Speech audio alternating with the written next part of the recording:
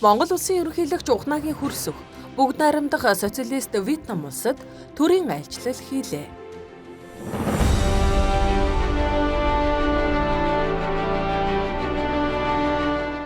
Энэхүү айлчлалыг Монгол улс бүгд найрамдах социалист Вьетнам улсын хооронд дипломат харилцаа тогтоосны 70 жилийн ойг угтан хэрэгжүүлж байгаа бөгөөд 2013 оноос хойш буюу 10 жилийн дараа Монгол улс төрийн тэргүүний төвшөнд Вьетнам улсад хийж буй айлчлал гэдгээрээ онцлог байсан юм. Хоёр улсын ерөнхийлөгчийн албан ёсны хэлэлцээр өндөр ач холбогдолтой үр дүнтэй найрсаг дотн боллоо гэж үнэлж байна. Өнөөдөр танаа үзэсгэлэн сайхан оронд Монгол улсын ерөнхийлөгчийн хийж буй энэхүү төрийн ажил нь манай хоёр орны уламжлалт найрсаг харилцааг улам бүр бэхжүүлэн ирж буй он жилүүдэд хоёр улсын хамтын ажиллагааг өргөжүүлэн хөгжүүлэх хэдийн төлөв цаашдын замын зураглалыг тодорхойлоход чухал төлөвлөс болно гэдэгт би итгэл төгс байна. Төрийн ажлын хүрээнд Монгол Вьетнамын бизнес форумыг хамтан зохион байгуулж байгаа бөгөөд хоёр орны бизнес эрхлэгчид баялаг бүтээгчдийн хамтын ажиллагаанд бодлогын дэмжлэг үзүүлэх нь худалдаа хөрөнгө оруулалт, эдийн засгийн харилцан ашигтай хамтын ажиллагааг өргөжүүлэн хөгжүүлэхэд онцгой ач холбогдолтой гэж хоёр тал үзэж байна. Hai bên nhất trí phối hợp chặt chẽ, triển khai hiệu quả. Хоёр улсын сайхан уламжлалт найрсаг харилцааг үндэслэж ирэх хугацаанд ард түмний хүсэл тэмүүлэл төвшөлтслөөр Вьетнам Монголын харилцаа улам бэхжиж ирж буй хугацаанд харилцааны шинэ түншлэлд хүрэхийн төлөө хөжиж цаашид хоёр орны ард түмний ашиг төсийн тулд бүс нутаг дэлхийн энх Тайван товтвортой байдал хамтын нэчилгээний хөгжилд идэвхтэй хувь нэмрээ оруулна гэдэгт миний бие итгэл төгс байна.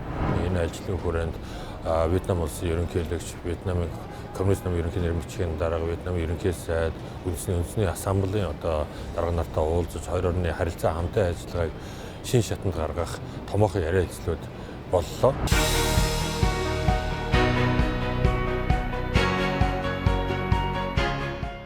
Монгол улсын ерөнхийлөгчийн санаачлагаар хэрэгжиж буй бодлого шийдвэр үндэсний хөдөлгөөнүүдийг хэрэгжүүлэхэд үндэсний үйлдвэрлэгчид чухал үүрэг гүйцэтгэж байна.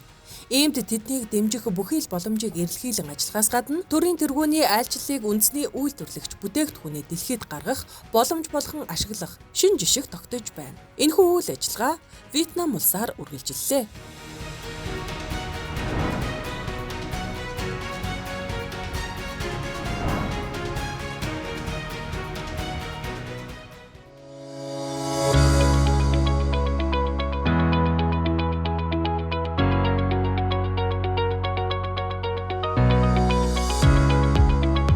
Монгол улсын ерөнхийлөгч Ухнагийн хөрөлцөхөнд санаачилсан хүнсний хангамж аюулгүй байдал үндэсний хөдөлгөөний хүрээнд олон улсад бизнес туур аяллыг зохион байгуулах болсон. Энэ удаагийн бизнес туур аялал 70 гаруй үндэсний үйлдвэрлэгч баялаг бүтээгчид оролцож байгаагаар онцлог. Бизнес форум бас энэ үеэр зохион байгуулагдах юм а. Төрийн айлчлалаар бол маш олон давуу талууд үүсэх байх гэж харж байгаа. Буцаж ирээд бусад бизнесийн байгууллагатайгаа нээлттэй хуваалцнаа гэдэг хүлээлттэй явж байна да.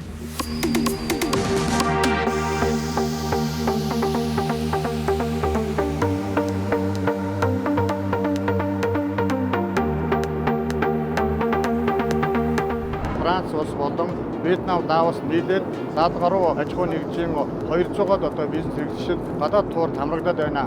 Монголд одоо бас орж ирээгүй ямар бүтээгдэхүүнүүд байна тэр талаараа одоо судалж бас түншүүдтэй болъё гэсэн бодолтой байгаа.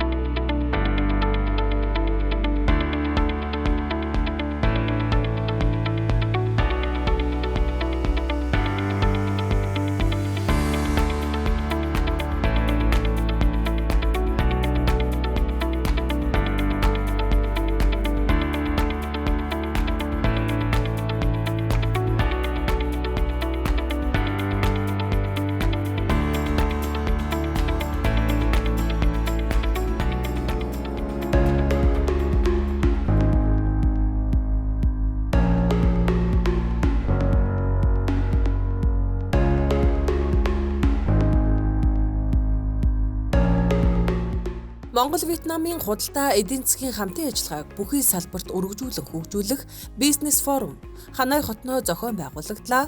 Энэхүү форумыг Монгол улсын ерөнхийлөгч хүрэлцэх нээн үг хэлсэн юм а.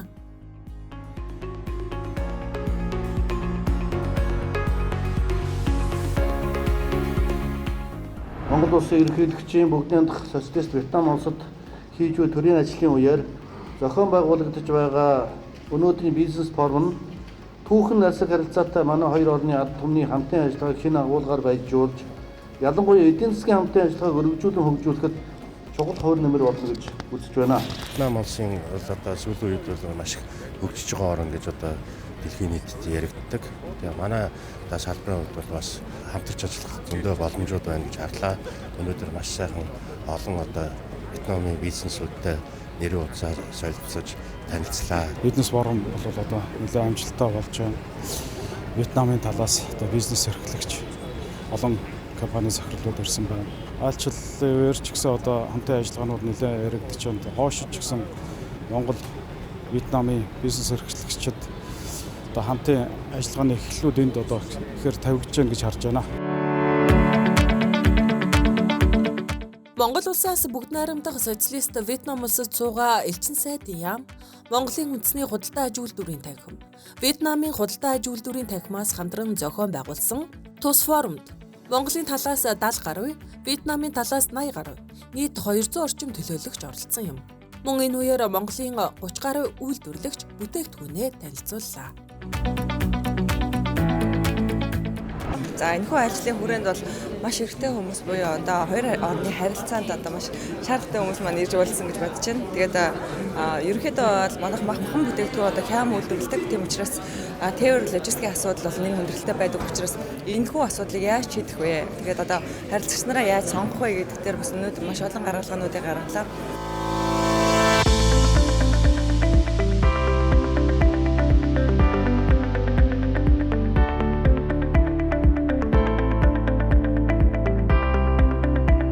Бизнес форум маань бас бизнес эрхлэгчдэд маш их үр өгөөжтэй байна. Тэгээд ялангуяа нөгөө эрүүл мэндийн бүтээгдэхүүн үйлдвэрлэдэг салбарын одоо төлөөлөгчийн хувьд болохоор эрүүл одоо Вьетнам Монголын эрүүл мэндийн бүтээгдэхүүн ерөнхийдөө төстэй ялангуяа нөгөө ургамлын гаралтай болон байгалийн гаралтай бүтээгдэхүүнээрээ нэлээд төстэй юм байна. Тийм учраас нөгөө бизнес хамтрагчтай ойлголцох чадварын хувьд маш хурдан бөгөөд үр өгөөжтэй байж чадхаар юм байна. Одоогийн байдлаар ямар ч байсан хоёр компанитай уулзаад тэгээд цаашдын одоо хамтарч ажиллах ярианы одоо төвшөнд хийгдчихсэн байна. Мөн форумын үеэр хүнсний хувьсгал төрийн бас байгууллагын удирдах зөвлөлийн гишүүн мөнхтөр элтгэн танилцуулж, монголчууд эх орондоо хүнсний хувьсгал өрнүүлж байгааг онцоллоо. Миний хувьд гэх юм бол манай хүнсний хувьсгал төрийн бас байгууллага төлөөлөөд манай ерөнхийлөгчийн төвшүүлж байгаа хүнсний хувьсгал гэдэг санаачлагын доороод бол манай төрийн байгууллагууд хувийн хөвшил гэх мэт тэдгээр бүдэрээ нэгдэж энийгээ одоо амьд хэрэгжүүлэхийн төлөө бүрэн дүрэн нэгдээд ажиллаж байгаа гэдгийг бол тайлбарлаа. Зүүн өмнөд Азийн ойролцоогоор 600 орчим сая хүний хүнсний хангамж энэ социалист Вьетнам улсаас хамаардаг. Тийм учраас энэ улсад бас хөдөөж хүн чиглэлээр хамтын ажиллагааг хөгжүүлэхэд маш чухал одоо энэ гарц болох юм боломжтой. Тийм хүнсүдэ аж ахуйн салбарын одоо онцлог зах зээлийн орчны талаар одоо мэдээллийг өнөөдрийн бизнес форум дээр бол бас хүнсний хувьсгал төрийн бас байгууллагаас одоо танилцууллаа. Тэгэхээр цаашдаа бас энэ хоёр улсын бизнес эрхлэгч аж ахуйн нэгжүүд маань хүнсүдэ аж ахуйн салбарт одоо хөрөнгө оруулалтыг одоо илүү одоо шин дэвшинд гаргахад хамтарч ажиллах нь нээлттэй байгааг энэ форумаар бол харж анзаарч суулаа. Мөн бизнес форумын үеэр Вьетнам улсын Веджет авиакомпани Нанчанг Улаанбаатар Нанчанг чиглэлийн нийслэлийн нээлтийн ёслолын арга хэмжээ боллоо. Энэхүү нийслэх нь 2023 оны 12 дугаар сарын 15-наас эхлэн тогтмол давтамжтайгаар хийгдэж эхлэх юм байна. Ийхүү Монгол-Вьетнам улс хооронд шууд нислэгтэй болсноор хоёр улсын бизнес эрхлэгчид хамтран ажиллахад таатай нөхцөл бүрдэж байна. Тэр манай хоёр орны худалдаа аж үйлдвэрийн танхимууд хамтарч бизнес форум зохион байгуулж байна. Хэд хэдэн чиглэлд одоо хоёр орны бизнес эрхлэгчдийн сонирхол ихээхэн байна гэж харж байгаа. Нэгдүгээр хөдөөж хүн салбарт Нэгс нь манай улсаас махан бүтээгдэхүүн ийшээгээ зөөрлөх, экспортлох. За эндээс одоо цагаан будаа элсэн жихээр Монгол улс руу одоо олон жил одоо импортлж ирсэн. За үүнээс гадна аялал жуулчлалын салбарт боломж нөхцөл байна. За гуравт бол Вьетнамын талаас их сонирхож байгаа зүйл бол манад одоо тээвэр логистикийн чиглэлээр мөн одоо уул уурхайн салбарын хамтын ажиллагааны хөрөнгө оруулалтын чиглэлээр за зөвхөн Монгол улсаар дамжуулаад Европын зах зээл рүү гарах, Оросын зах зээл рүү гарах чиглэлээр хамтарч ажиллах саналууд их дэвшүүлж байгаа. Тийм учраас манай хоёр улсын худалдаа эдийн засаг хөрөнгө оруулалтын чиглэлийн хамтын ажиллагааны томоохон өргөн боломж байна гэж харж байгаа.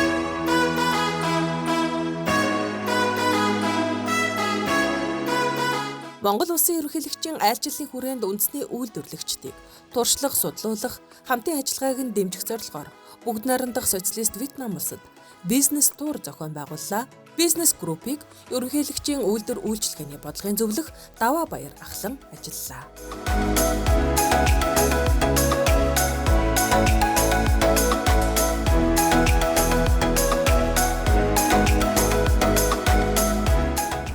Шинэ технологи, шинэ инновацийг биднэрт одоо биеэр ирж үзэн гэдэг нь бол их сайхан үйл явдал болж байна гэж бодож байна.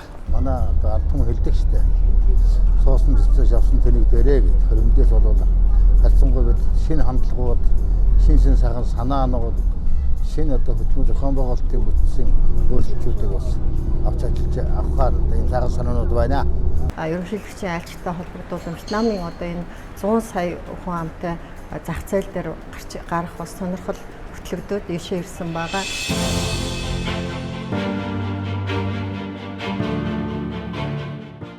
Ханой хотын Намтанлонг аж үйлдвэрийн паркт байрлах Баомын хүнсний үйлдвэр болон Тайбын будааны үйлдвэрийн үйл ажиллагаатай танилцлаа.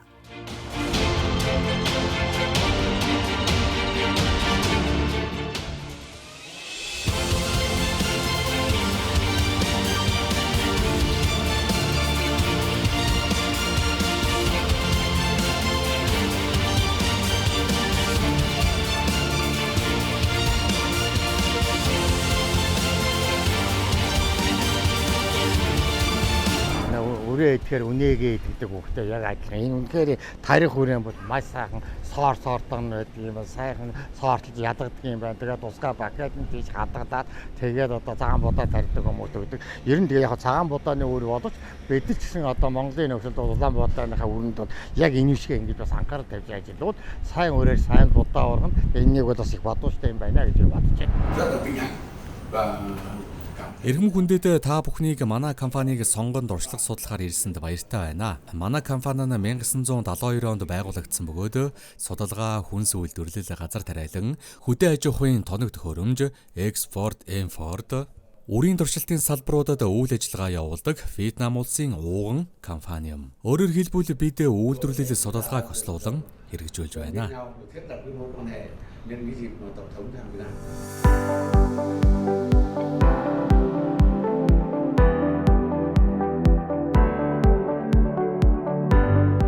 Энэ үйл ажиллагаанаас харахад бол ялцгүй олон жилийн тогтвортой одоо шинжилэл за судалгааны хүрээнд бол энэ улс орныхаа хэмжээний одоо үрийн цагаан будааг гаргаж ирсэн байна. Ингэснээр бол бүх Вьетнам даяар бол энэ үрийн будаага хараадаг, нийлүүлдэг ийм компани. Цагаан будааны салбар, хөдөө аж ахуйн салбарт маш том шинжилгээнд олдтыг хийсэн харагдаж байна.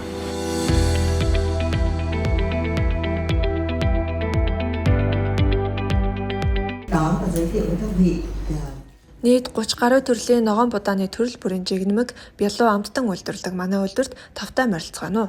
Монголын үйлдвэрлэгч та бүхэнд манай үйлдвэрээс авч хэрэгжүүлэх зүйл байгаа болов уу гэж найдаж байна. Бид хүнсний үйлдвэр учраас нэн тэргуунд чанарыг эрхэмлэж ажилладаг. Ялангуяа уламжлалт будааны амттангаараа олон хэрэглэгчдийн таалд нийцсэн гэдгээ та бүхэнд дуулгахад таатай байна. За энэ ажлын хүрээнд баталж явсан дах баяртай байна. Манай компанийн хувьд яг ерөнхийдөө Вьетнам улс бол бас сүүлийн үед хөгжил нь бол нэлээд өндөр болж байгаа гэж бид нэр дуулсан. Тэгээ эндээс одоо ажиллах хүч одоо үйлдвэрүүд хэрхэн ажиллаж байгаа талаар бас мэдээлэл авч судалж байна. Тэгээ хүмүүс бол үйлдвэрлэл эрхлэлтэй бол бидний ажилласнаар бол их хүний хөдөлмөрийг их зарцуулж ажилладаг юм болов уу гэж би ажиглалаа. Энэ нь нэг талаараа бол техникээс илүү одоо хүнд илүү итгэж одоо үйлдвэрлэлээ эрхэлж байгаа юм уу гэж би харж байна. Бизнес эрхлэгч биднэрт маш олон боломжууд нэгдэж байна гэж харж байна. Шүү олон энэ Вьетнамын компаниуд болоод энэ улс орны хөгжлөөс ахуулаад их орондоо хэрэгтэй, өөрсдөө хэрэгтэй тустай тэр олон боломжуудыг хүн болгон олж харж чадсан гэж итгэж байна.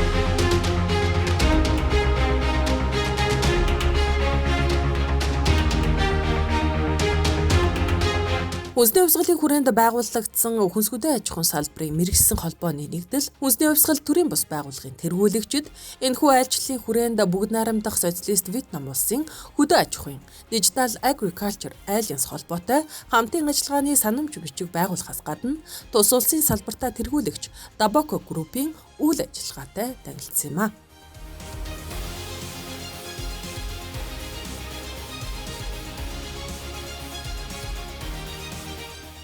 Dabako Group-ийн ерөнхий захирал бүгд найрамдаг социалист Вьетнам улсын хөдөлмөрийн баатар 14-р үндэсний ассамблеийн гишүүн Нэгүн Ихус өөрийн биеэр группийн үйл ажиллагаагаа танилцуулж талууд хамтран ажиллах нөхцөл боломжийн талаар санал солилцсон юм а.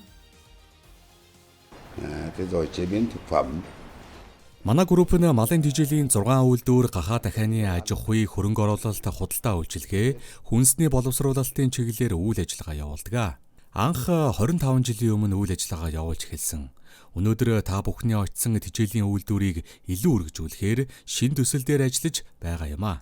Монгол улс руу бүтээгдэхүүн экспортлоход хамгийн их хүндрэлтэй зүйл нь тээвэр логотикийн асуудал байдаг. Гэвч бидэнд хамтран ажиллах боломж байгаа гэж бодож байна.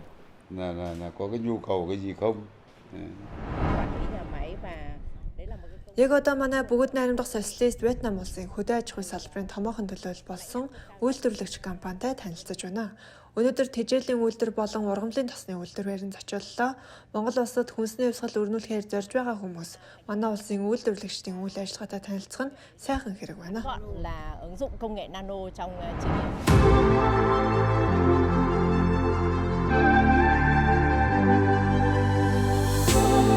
Вьетнам улс маань энэ ASEAN-ы 10 орн дотроо бол одоо 3 дугаарт эренбэлэгддэг. Тийм учраас ер нь бол ганц Вьетнам улсын зах зээл гэхгүйгээр тэр тухайн 10 улсад одоо бид бас зах зээл маань нэгдэж байна гэж ойлгож байна.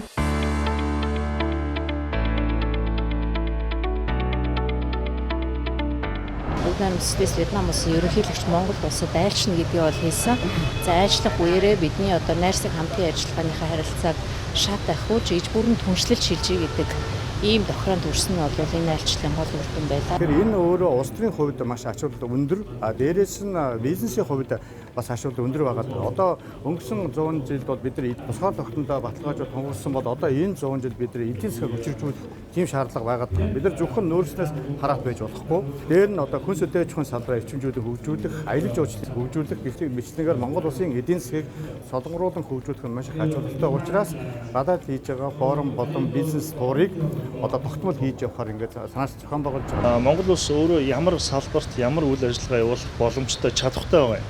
Чадахгүй юмаа санал болгоод нэмэргүй шүү дээ. Тэгэхээр бид нар бол яа харахгүй үйл аж ахуйн салбарт хамтарч ажиллах сонирхол байна, боломж байна. Харилцаа ашигтай хамтын ажиллагааг байнга санал болгож байгаа.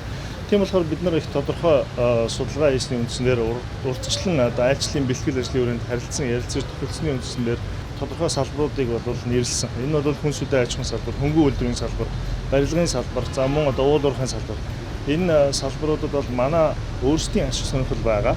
Дээрээс нь харилцан ашигтай хамтын ажиллагааг өрнүүлэх сонирхол бас байгаа. Мөн эдний талаас буюу Вьетнам улсын талаас ч гэсэн энэ салбарт өөрсдөө манай Монгол улстай харилцан ашигтай хамтын ажиллагаа өрнүүлэх ийм сонирхолтой байдаг юм байна. Энэ удаагийн айлчлал түүхэн найрсаг харилцаатай хоёр орны ард түмний хамтын ажиллагааг шинэ агуулгаар баяжуулж, ялангуяа эдийн засгийн хамтын ажиллагааг өргөжүүлэн хөгжүүлэхэд чухал хувь нэмэр орууллаа.